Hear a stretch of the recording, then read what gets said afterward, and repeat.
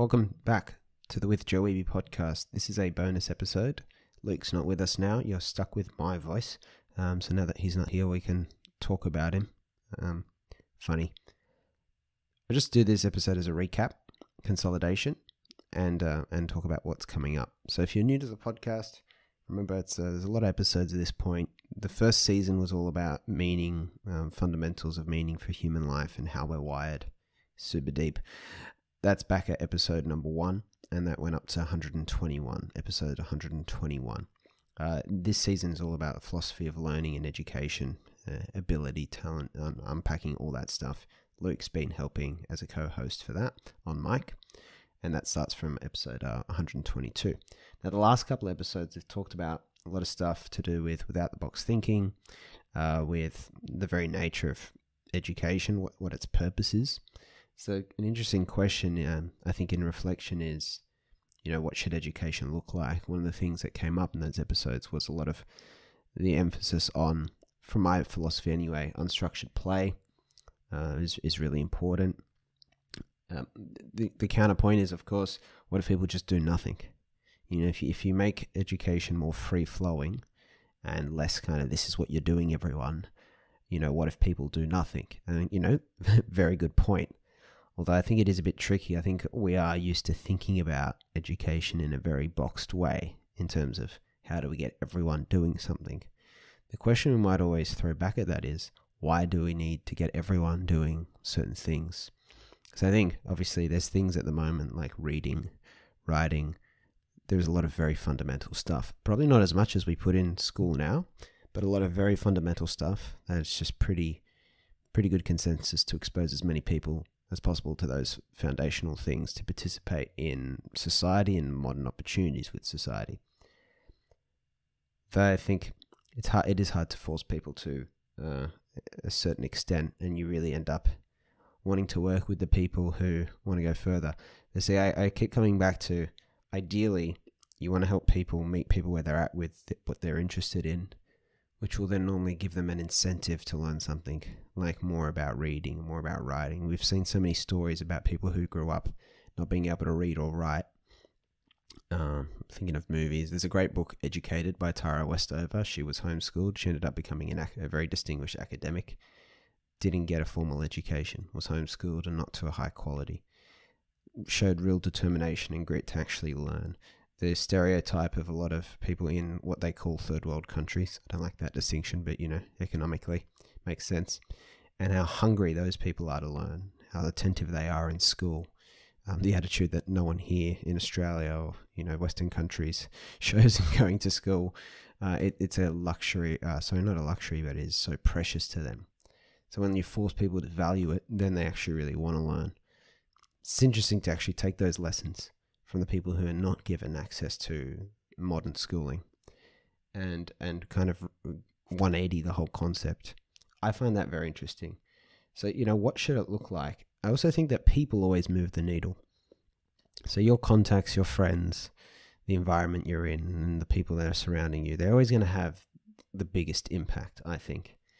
And not just that, like the direct interpersonal interaction you're having with people, say your peers, your colleagues, your co-founders, and those people make a huge difference, right? Your family, whether they believe in you or not.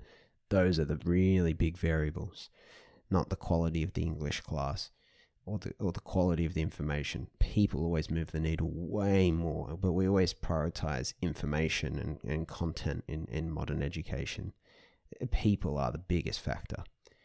So the first thing I would say is we need to make it more people-centric. And for you, in the context of your life, wherever you're at right now, how people-centric is your life and your decisions to make it relatable if you're not working in the schooling system? I think that is just a great place to start, because even on a cultural level, you behave so much of your behavior is really culturally programmed when you think about it. You're buying a house like everyone else is buying a house. You buy a car, you go to the toilet a certain way. But people who live in different parts of the world will go to the toilet a different way, or do so many things differently because of culture. Anthony DeMello, the example of, if you're in Australia, killing a cow and eating it is, no one bats an eyelid. Killing a dog and eating it is horrific. You probably get locked up. You go to some parts of Asia, killing a cow is like crazy. You'd probably get locked up for that. Eating a dog is very normal. So, your cultural program, that's the impact of culture, right? So you think about the impact of culture on learning, like you're surrounded by the right people who want to learn all the time and always hungry to learn. If that's who you're surrounded by, you're forced to think, well, shouldn't I be hungry to learn? So that's what I mean about culture. I'd probably give it the example of, we have, making this people-centric, we have in Constant Student, and I always emphasize this, I am a learner in Constant Student. Yes, I'm the main leader of the community. There are many leaders, obviously. I'm the main leader, but I am very much there to learn, not there to teach. And so one of the things we do is we have a small kind of mastermind style, small tribe podcast group. We meet Thursday evenings, and it's just Liam Hounsell and James Fricker, who both recently launched podcasts, but they're also the podcast for them is not a hobby, just like mine is not really a hobby. It's a dedicated mission. And so we catch up every week and we go over our projects in depth, what's working, what's not, what our struggles are. All our projects are slightly different, but we are working together. We're almost the team for each one's podcast. We're multiplying the power of our collective experience, brain power and ideas. It has been very powerful. I have a link. We recorded a recent session just to demonstrate this for people. And this is the power of a peer-centric, people-centric kind of education focus. Because we have something we actually want to do. It's not something we need permission to do. So the really obstacle is, implementing it. And how do you overcome the obstacle of implementing it? Many things, but something is people going through the same experience as you, with the same intensity and level of ambition as you. Very powerful. No one else is allowed there. Because someone who's not as ambitious about their podcast would undermine the quality of this small group. No disrespect to them.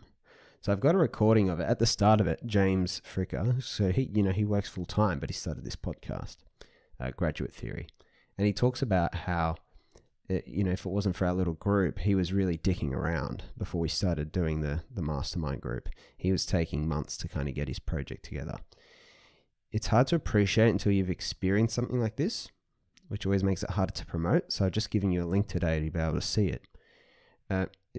It just sped everything up for him and actually got his show live. It's gotten feedback. We help one another find guests. And you can just see an example of it. The video is about an hour, but you just can skip through.